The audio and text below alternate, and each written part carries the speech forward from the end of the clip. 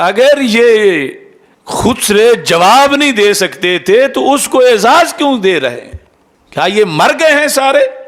ہم نے جواب دیا تو وہ ہمیں پڑ گئے سارے، اور خود جو ظالم کہہ رہا ہے سیدنا صدیق اکبر رضی اللہ تعالیٰ عنہ کو، اس کو اپنے سٹیج پہ بٹھا کے اس کی تقریر کروا رہے ہیں۔ ظلم دیکھو ان لوگوں کا، کیا دین ہے ان کا، کیا ایمان ہے ان کا۔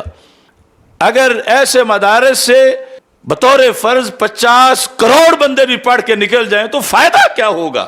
اگر ان میں ایک بھی رجل رشید نہیں کہ جو نشان منزل میں اٹھ کے کہتا کہ اس کوے کو تم نے کیوں بلایا کہ جس نے سیدنا صدیق اکبر کو ظالم کہا ہے۔ یہ گول مول لوگ، گول مول کئی نیول نما خطیب کہتے ہیں کہ اب سنیوں میں دیکھو جی حضرت صدیق اکبر رضی اللہ تعالیٰ عنہ کی آڑ میں سیدہ فاطمہ کے خلاف بولا جاتا ہے۔ اور کتوں کون بولتا ہے سنیوں میں ایسا؟ تم نے اذان حق پر یہ خباثت شروع کر دی، خود گنگو بول نہیں سکے، حضرت فاطمہ رضی اللہ تعالی عنہ کے خلاف جو بولے تو ہم وہ اس کا بیجا نکال دیں۔ سیدنا صدیق اکبر کا دفاع یہ سیدہ فاطمہ رضی اللہ تعالی عنہ کے خلاف بولنا نہیں ہے۔ آج اگر فاطمہ زندہ ہوتی تو حضرت صدیق اکبر کے خلاف بھونکنے والوں کو جو وہ عذاب دیتی دنیا دیکھ۔ نیول نما خطیب بلوں سے باہر نکل آ کے شیطانوں کے اشاروں پہ ناچنے والے اس طرح کی باتیں کرتے ہیں۔ میں پوری ضروریت جو بھیڑے کی ہے ان کو چیلنج کر رہا ہوں کہ اس رافضی کا کریب میں تمہیں دیتا ہوں اور مجھے جواب دو، تم نے اس خنزیر کو بلا کر کیا نشان منزل پوچھا ہے؟ 50 سالوں میں تو ایک بندہ بھی تم میں تیار نہیں ہو سکا کہ جس کو نشان منزل کا پتہ ہو۔ اور ایسا صرف ایک نہیں، کئی مرکز ایسے ہیں کہ جو ہمارے لیے آر اور داغ بن چکے ہیں، اور کوئی حق بولنے کو تیار ہی نہیں، اور جو بولتا ہے اس کو یہ سارے پھر بیٹھ کے کوستے ہیں۔ اتنی چونٹیاں ہیں، پدیاں خطیبوں کی صورت میں، اور پھر یہ جی تقریریں کر رہے ہیں دیکھو جی سنیوں میں اب یہ ہو گیا ہے۔ اور بغیر تو سنی شروع سے ہی فدق کے مسئلے میں حضرت زہرا پاک رضی اللہ تعالی عنہا کے موقف کو یوں ہی بیان کرتے ہیں اور روافض کو منہ نہیں کھولنے دیتے۔ اور آج تم ان روافض کی چٹنیاں اور بوٹیاں اور ان کے حلوے مانڈے کھا کر اتنے بغیرت بن گئے ہو کہ ادھر بول نہیں سکتے، اور جو بولا ہے اور وقت کا فرض ادا کیا ہے یہ تو قیامت کے دن پتہ چلے گا جب میں تمہیں گریبان سے پکڑوں گا اور گھسیٹوں گا۔ لہذا نشان منزل والے مجھے جواب دیں۔ ابھی میں بہت کچھ ان کورسز کے اندر ان کا دکھاؤں گا کہ تماشا بنایا ہوا انہوں نے، اور صرف یہ جی ہمارے 10,000 فضلاء ہیں اور تمہارے کروڑ بھی ہوں، اگر حق نہیں بولنا، حق نہیں بتانا اور جہاں آ کے ڈنڈی مار جانی ہے تو ان فضلاء کا اچار ڈالنا ہے۔ اب پیر میر علی شاہ صاحب کا یہ جو مکتوب میں پیش کر رہا ہوں، ان سارے پھر کوئی کہتا ہے جی میں چشتی ہوں تو میں تم چشتیوں سے کہہ رہا ہوں کہ میرے چشتی پیر کی اس بات کا جواب دو، کیوں تم نے دین سے دغا کیا ہوا ہے؟ یہ چشتی ہیں، پیر میر علی شاہ چشتی ہیں، اور وہ یہ فرما رہے ہیں، کیا فرما رہے ہیں؟ ہم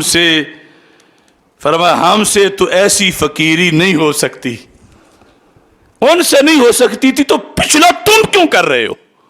ہم سے تو ایسی فقیری نہیں ہو سکتی، ہم سے تو ایسی فقیری نہیں ہو سکتی کیا کہ عقائد متواترہ اسلامیہ پر ایسے حملوں کے وقت خاموش بیٹھ کر تماشا دیکھا کریں؟ تو یہ تو تماشا دیکھنے سے بھی آگے تماشا کرنا شروع کر دیا انہوں نے۔ اس جواد نقوی کو جواب نہیں دے سکتے تھے، اس سیفی علی ملونہ کو جواب نہیں دے سکتے تھے، تو کم از کم جواب دینے والے کے خلاف تو نہ بھونکتے۔ یہ تو خود تماشا کرنا شروع ہو گئے، ایک نہیں، دو نہیں، 4 نہیں، اس طرح سب۔ یہ اڑتی اسمبلیوں پر ایک یہ بھی نحوست ہے کہ یہاں بیٹھ کر ان بغیرتوں نے ہمارے خلاف وہ قرارداد منظور کی کہ جو ہمارا جہاد تھا، اور بغیرت پیروں نے اس پر پھر قراردادیں اس کے خلاف منظور کروائیں۔ ہمیں تو جیل بھی اللہ کے فضل سے ایک رحمت کا سندیسہ ہے، لیکن انہوں نے کیا کیا؟ تو پیر میر علی شاہ صاحب رحمۃ اللہ علیہ آپ نے فرمایا ہم سے تو ایسی فقیری نہیں ہوتی کہ عقائد متواترہ اسلامیہ پر ایسے حملوں کے وقت خاموش بیٹھ کر تماشا دیکھا کریں، اور ہم ایسے فقر سے بھی ہزار دل سے بیزار ہیں جو عین مداہنت اور بے غیرتی ہو۔ ایسا فقر کہ عقائد پہ حملے ہو رہے ہوں اور سجادہ نشین صاحب ہاتھ چموا رہے ہیں، بولتے نہیں ہیں، روزانہ حملے ہو رہے ہیں، پیر صاحب بس صرف نذرانوں کی طرف ہیں، محتمم صاحب، ناظم اعلیٰ صاحب، خطیب صاحب۔ تو میں اس کو بے غیرتی نہیں کہہ رہا، میں کہہ رہا ہوں پیر میر علی شاہ صاحب کہہ رہے ہیں یہ بے غیرتی ہے، تو ان کی اقتداء میں میں بھی کہہ رہا ہوں کہ ایسی بے غیرتی کے دروازے بند کیے جائیں۔ اور یہاں آپ فرماتے ہیں مرزا قادیانی سے مقابلہ کے وقت بھی بعض مہربانوں نے جو اخلاص کا معنی نہیں جانتے اعتراض کیا کہ فقراء کا کام بحث مباحثہ نہیں۔ انہوں نے یہ نہ جانا کہ یہ جہاد اس شخص کے ساتھ ہے جس کے خیالات فاسدہ کی تیغ بے دریغ سے ملت محمدی علیہ الصلوۃ والسلام برباد ہو رہی ہے۔ اور اس وقت بھی کچھ لوگوں نے کہا تھا کہ آپ پیر صاحب ہیں، آپ گھر بیٹھے ہیں، آپ کچھ نہ بولیں اس کے خلاف۔ تو یہ ہمارا مقصد ہے، آج کا موضوع اپنے اختتام کو پہنچ رہا ہے، مگر اس کا دھواں انشاءاللہ قیامت تک نکلے گا، اس کی وجہ سے باطل کے خرمنوں سے، کہ کیا تماشا ان لوگوں نے بنایا ہوا ہے، دین پر بوجھ بنے ہوئے ہیں، زمین پر بوجھ بنے ہوئے ہیں، 4 بلڈنگیں بنا کر ان سے 4 فارغ کر کے یہ لے کے جانا ہے تم نے قبروں کے اندر۔ آج وقت ہے، توبہ کر لو، اپنی فکر کو صحیح کرو، اور صلح کلیت کی نانیاں دادیاں ان کو دفن کر دو، اور ایک نئے دور کا آغاز کرو۔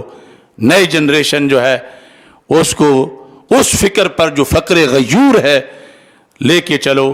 اللہ تعالی ہم سب کا حامی و ناصر ہو۔ وآخر دعوایا ان الحمد للہ رب العالمین۔